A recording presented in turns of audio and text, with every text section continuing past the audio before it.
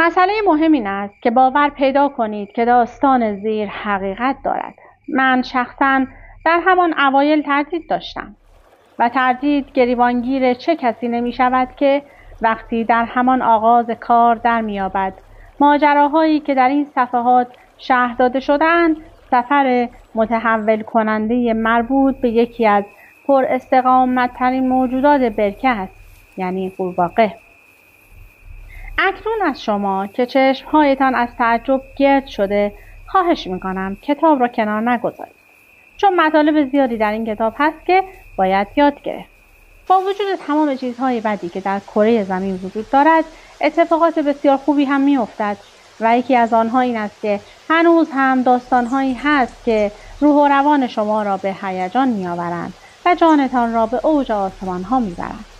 و این یکی از همان داستان هاست.